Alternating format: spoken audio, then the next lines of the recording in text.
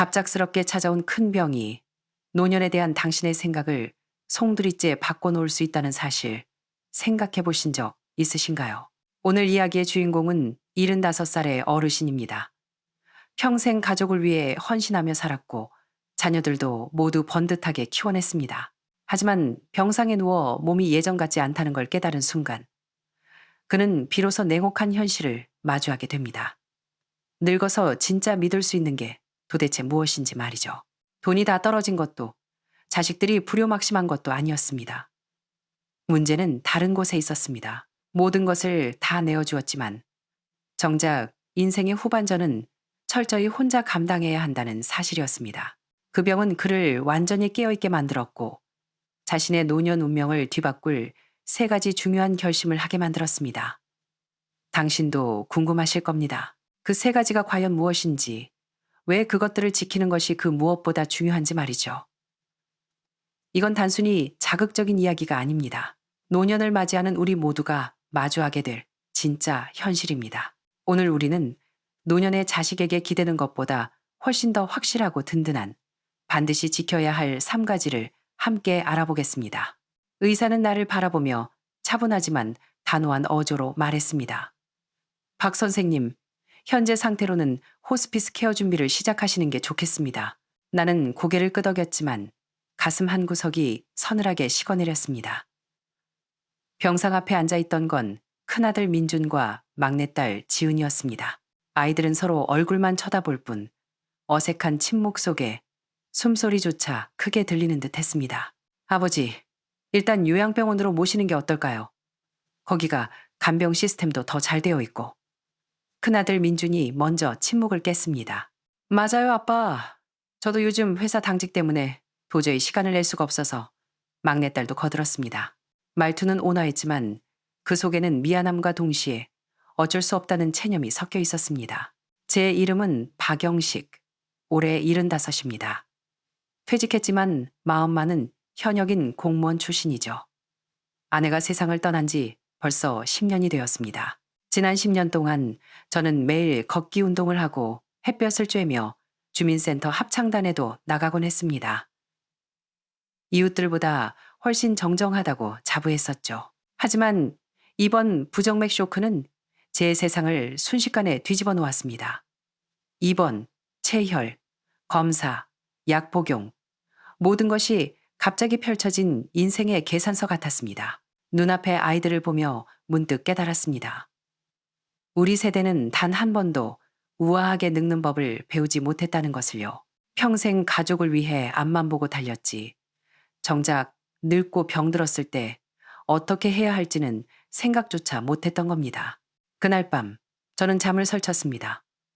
의사의 말, 아이들의 표정, 병실의 차가운 불빛, 그리고 떠난 아내의 사진이 주마등처럼 스쳐 지나갔습니다. 문득 이웃집 김영감이 하던 말이 떠올랐습니다. 늙는 걸 두려워하지 마라.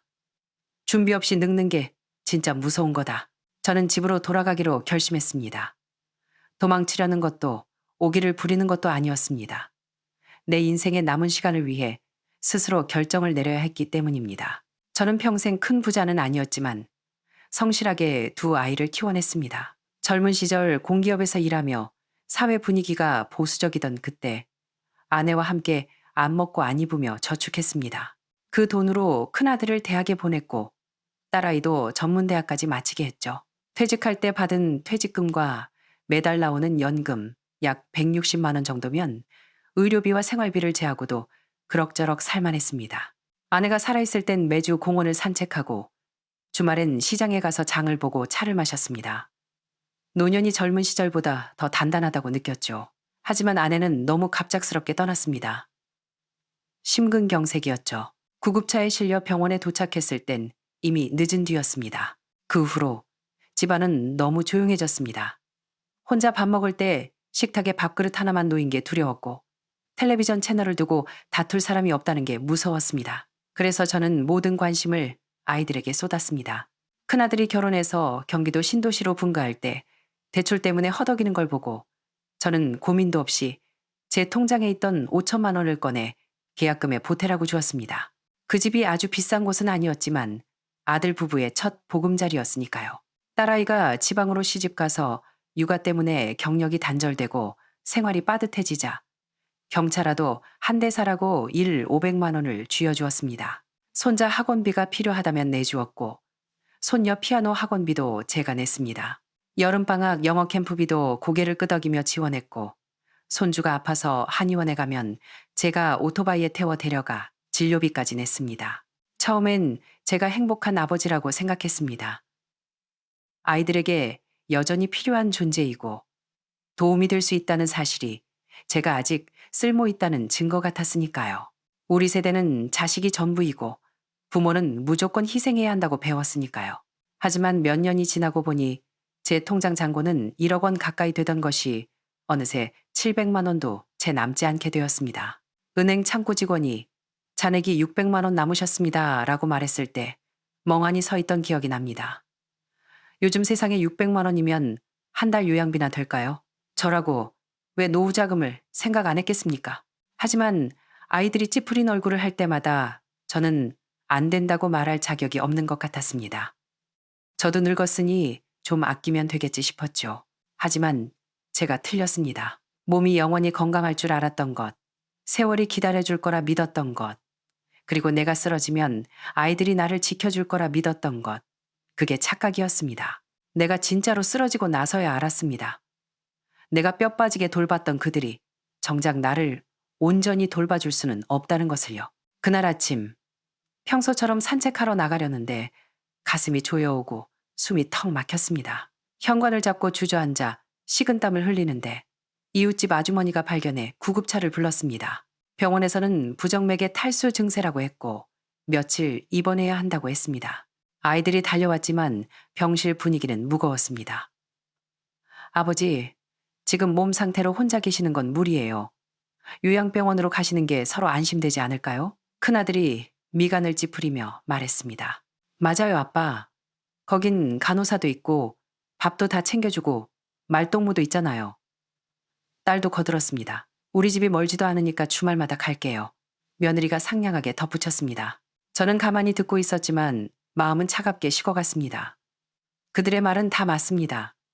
요양병원이 편하고 안전하겠죠.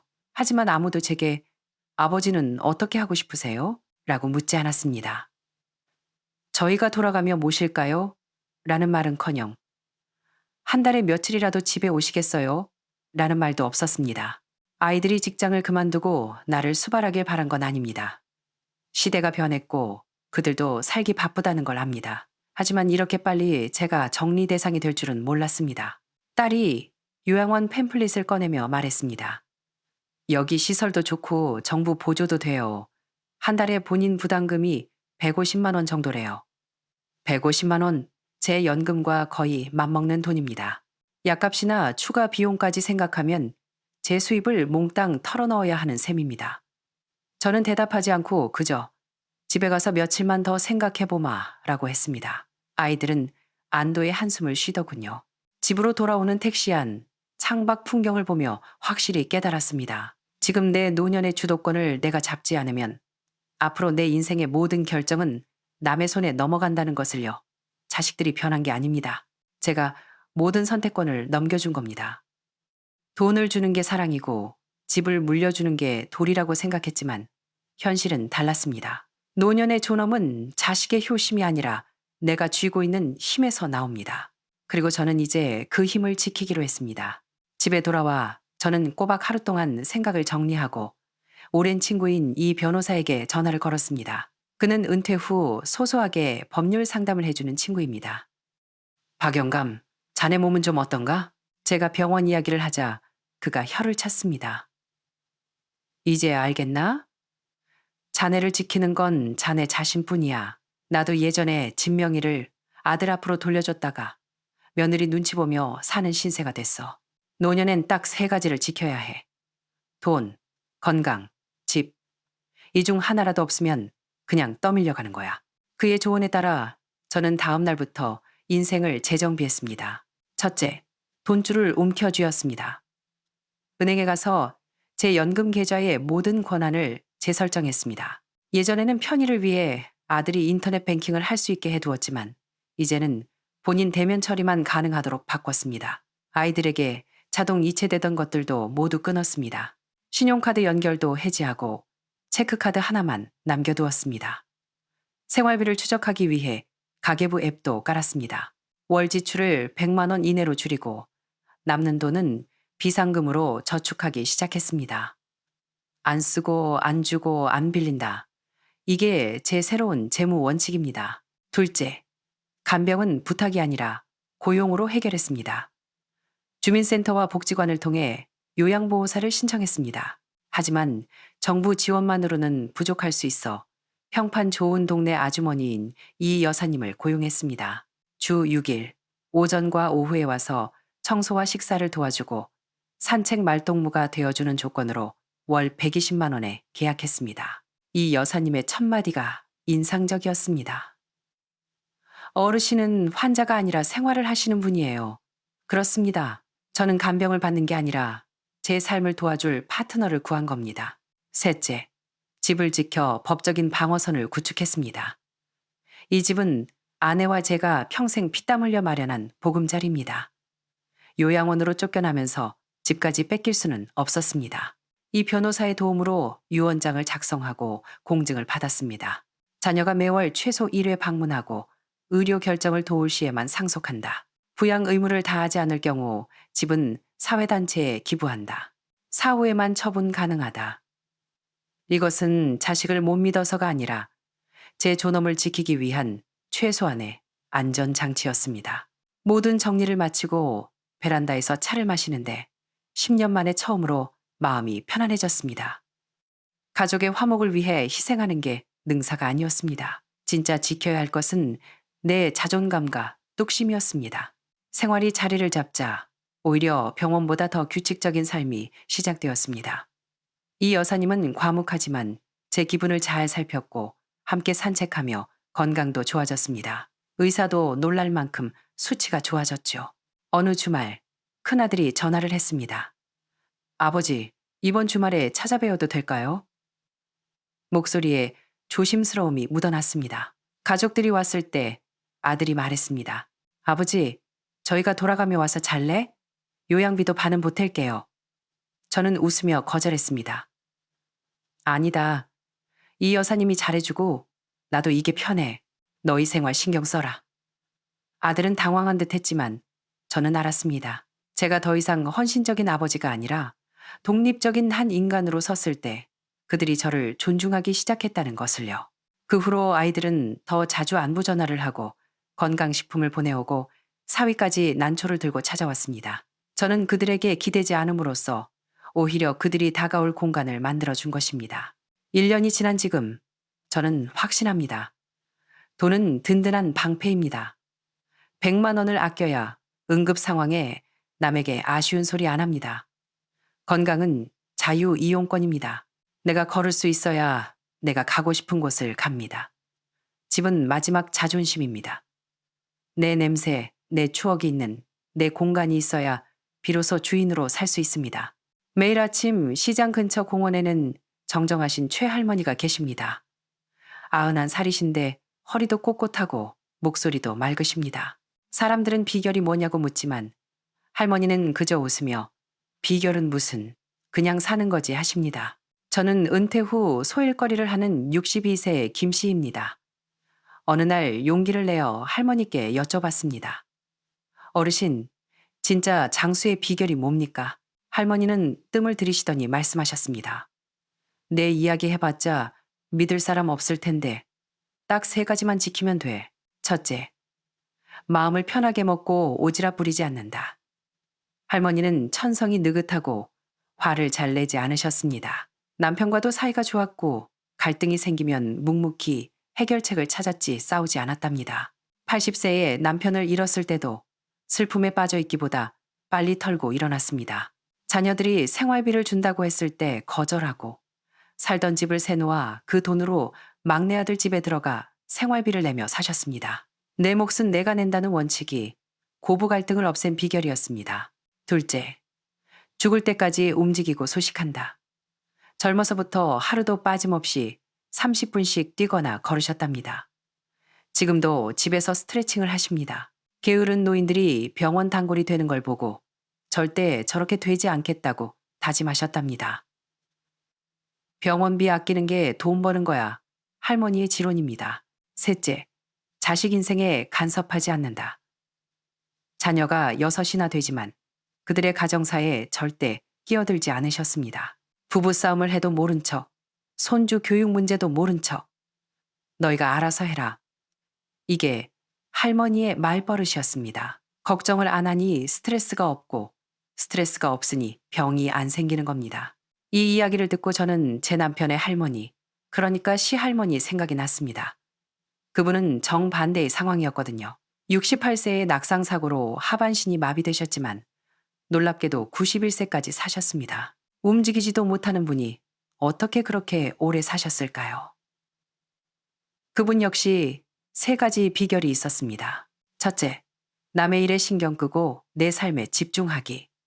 시할머니는 20년 넘게 누워 계시면서도 자식들이나 며느리 험담을 하거나 간섭하는 법이 없으셨습니다. 집안이 시끄러워도 그저 미소만 지으실 뿐이었죠. 남의 인생 참견해봤자 내 머리만 아프다. 그분의 철학이었습니다. 에너지를 아껴서 생명을 유지하신 겁니다. 둘째, 헌신적인 배우자의 정서적 지지. 할아버지는 89세로 돌아가실 때까지 22년간 할머니의 대소변을 받아내고 밥을 해먹이셨습니다. 단 한 번도 짜증을 내거나 화를 내지 않으셨죠. 내 안에 내가 거두지 누가 거두나. 할아버지의 그 무조건적인 사랑과 헌신이 할머니가 삶을 포기하지 않게 만든 힘이었습니다. 셋째, 따뜻한 온돌방. 시골집의 뜨끈한 아랫목은 할머니의 혈액순환을 도왔습니다. 움직이지 못해 생길 수 있는 욕창이나 근육 위축을 막아준 건 한국의 전통적인 온돌 문화 덕분이었습니다. 몸을 따뜻하게 유지하여 양기연치를 보호한 것이죠. 두 할머니의 삶은 다르지만 원리는 같습니다. 마음을 비우고 내 몸을 아끼고 내 삶의 주인이 되는 것. 마지막으로 제 이야기를 해보겠습니다.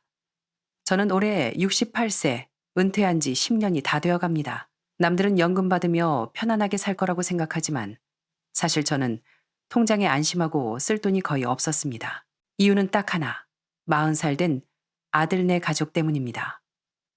아들은 직장을 자주 옮겼고 며느리는 파트타임 일을 합니다. 손주들 학원비, 생활비, 캠핑 가는 비용까지 아들이 힘들다고 손을 벌릴 때마다 우리는 거절하지 못했습니다. 한 달에 100만 원, 200만 원. 그렇게 10년이 흐르니 우리 노후 자금은 바닥이 났습니다. 그러다 6개월 전 건강검진에서 위암 초기 판정을 받았습니다. 다행히 초기였지만 수술비와 비급여 항암제, 이후 요양 비용을 생각하니 눈앞이 캄캄했습니다.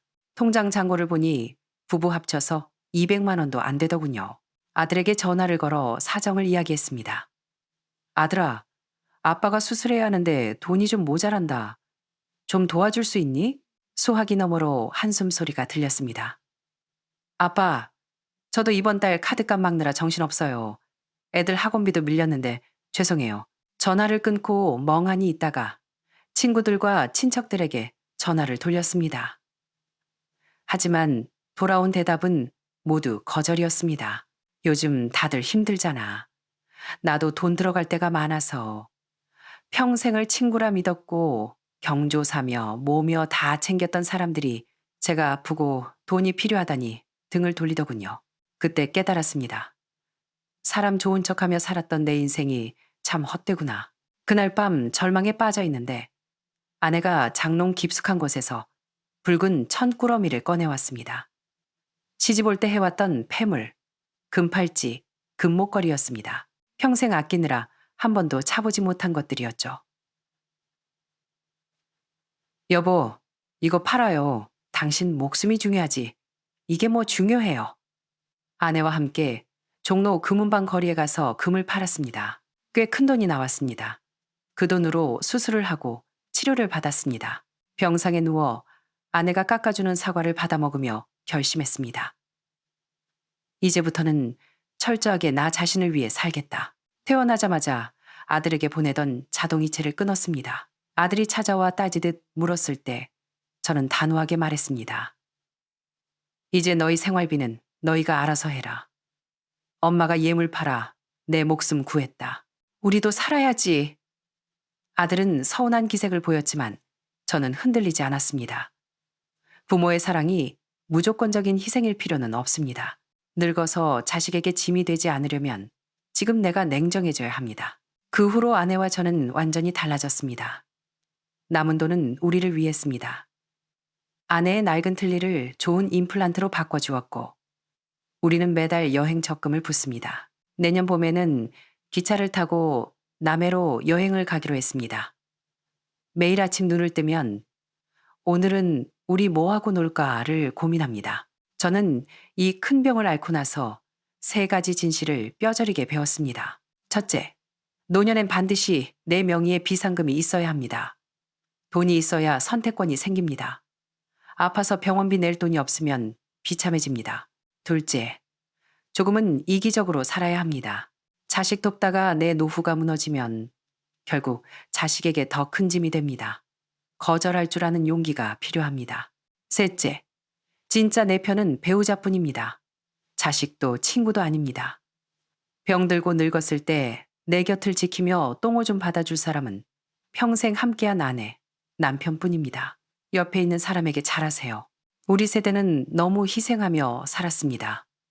하지만 인생의 마지막 장은 나를 위해 써야 합니다. 지금도 늦지 않았습니다. 오늘부터라도 당신의 돈, 당신의 건강, 당신의 집을 꼭 지키십시오. 그것이 당신의 존엄을 지키는 길입니다.